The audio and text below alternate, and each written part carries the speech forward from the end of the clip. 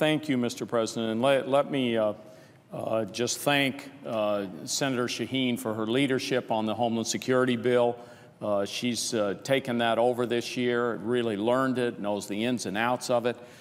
She's someone who really cares about being fiscally responsible. She just recently pointed out to our caucus that if you pass this House bill with all the riders in it, it would cost $7.5 billion more and put us $7.5 billion more into debt, which I don't think is a fiscally responsible move. So we should be taking a really hard look at these riders as they come through from the House.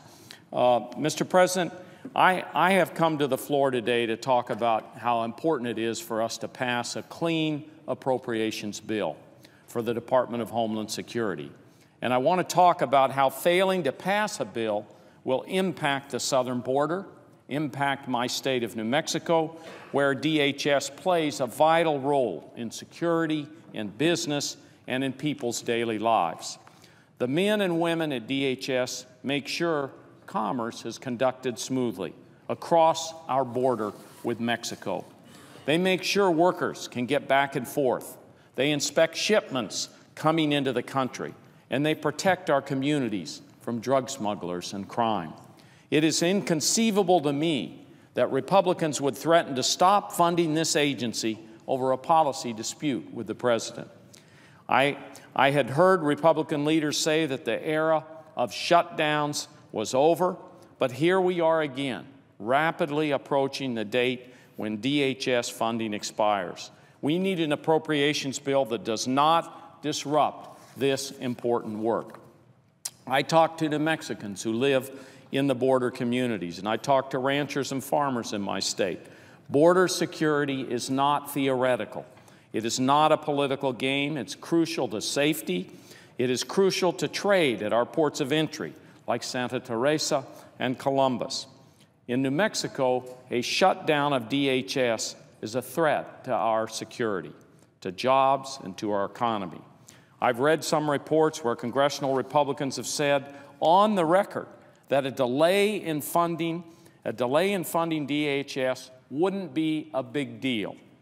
They say most of the department's employees are considered essential, so they would still be working at our borders and screening airline passengers. That may be true, but those employees wouldn't get paid. I'm not willing to tell our Border Patrol agents and TSA officers with families to feed that they still need to go to work, but they aren't going to get paid because Washington can't get its act together. I know my constituents would feel a lot more secure in border communities if the Border Patrol officers were getting paid rather than worrying about their mortgages, their car payments, tuition payments, and other household expenses. And despite the Republican claims that DHS won't actually shut down, there would be significant consequences if Congress fails to fund DHS. Consider what would happen to the federal law enforcement training centers, FLETC as they're called out in New Mexico. FLETC serves as the law enforcement training academy for 96 federal agencies. FLETC in Artesia, New Mexico trains all of our Border Patrol agents and Bureau of Indian Affairs police officers. If we fail to fund DHS, FLETC training grinds to a halt. This will impact every federal agency whose law enforcement officers must complete basic training before they can be deployed in their posts of duty. A delay in training impacts securing the nation's borders, aviation security, protecting our nation's leaders and diplomats, securing federal buildings, and other countless federal law enforcement activities. And the economic impact is huge. Over 3,000 students, 350 of them in Artesia, New Mexico, are expected to be in training at the end of February. If DHS isn't funded, they have to go back home. This will cost about $2.4 million in airfare to send students back to their agencies and then turn around and fly them back to FLETC when Congress does its job and funds DHS. Regardless of your views on immigration policy, Wasting law enforcement's time and taxpayer money does not improve our security. And Artesia isn't a big city. Its economy relies on FLETC. The students spend their money at local businesses. Many residents are contract employees at the facility. If FLETC closes, it has a real impact in our community. As a New Mexican, I'm appalled that a DHS shutdown is even being considered. We cannot risk our national security, our community safety, and our border commerce just so that Republicans can prove some sort of inside the Beltway point about how angry they are about immigration reform.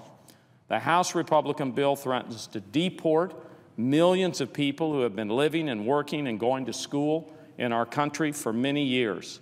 The Senate should choose a different route, put a clean bill on the floor, allow an open amendment debate, and enact a bill the President can sign before any shutdown occurs. Few states understand the importance of comprehensive immigration reform like New Mexico. We need a system that secures our borders, that strengthens families, and that supports our economy. In fact, we almost had just that. The Senate passed a bipartisan bill in the last Congress, but House Republicans let it die, wouldn't even take it up, wouldn't put it on the floor. That bill was not perfect, but it did not satisfy everyone It did not satisfy everyone in every case. But that is what compromise means, and that is what a bipartisan effort requires. Due to the House's failure to act on immigration reform, over 400,000 people in my state live in immigration limbo. All the while they work and raise families. Deporting these children and families is not a realistic option. We need to focus limited resources, as the President has done, on securing the border. We need to go after drug dealers and gang members and potential terrorists. And Mr. President, I and so many other New Mexicans are appalled that Republicans want to take out their anger on the dreamers. They will not commit to real reform, but they will commit to chasing down children, innocent children brought to this country by their parents. These are inspiring young people in my state when I talk about these young dreamers. They've worked hard, they've persevered, they know and love this country as their own. They are young leaders like Mabel Arianes. Mabel, who came to Santa Fe with her mother from Mexico when she was just 6 years old. Mabel graduated from Capitol High School. Her dream was to go to college, but her immigration status made that impossible. From the age of 15, Mabel worked to help other dreamers. She helped pass the New Mexico Dream Act. Mabel eventually did get to college and graduated from the University of New Mexico with honors. She is in her second year of law school now. Another one of the dreamers, this is Alejandro Rivera, another dreamer. He moved to Belen, New Mexico when he was 7 years old. After high school, Alejandro enrolled at the University of New Mexico. Undocumented, he could not get financial aid. He and his mother worked hard to pay tuition. Alejandro also volunteered to help other young people get an education and to follow their dreams. He is at work now on his PhD in education. We may disagree on the specifics of immigration reform, but these dreamers have earned our admiration. They have earned our admiration. They should not be pushed back into the shadows by the House deportation bill. And the men and women who work to keep us safe, who screen more than 1 million people a day through our ports of entry, who patrol our borders and help secure our communities, they should not be a bargaining chip. In New Mexico, we believe Homeland Security should be a priority, not a talking point. Secretary Johnson at DHS has been very clear. Key security initiatives are left waiting, and his predecessors have also been very clear. Last week, all 3 former DHS secretaries, 2 of whom are Republican, sent a letter to the Senate leadership urging them to pass a clean funding bill. We live in a very dangerous world. We face terrorist threats at home and abroad. Recent events make that very clear. Now is not time to play politics with Homeland Security. In fact, there never is a right time for that. The American people are watching. The people of my state are watching. They're watching these games, and what they see is a lot of sound and fury that leads nowhere. What they want is a government that works. You note the absence of a quorum.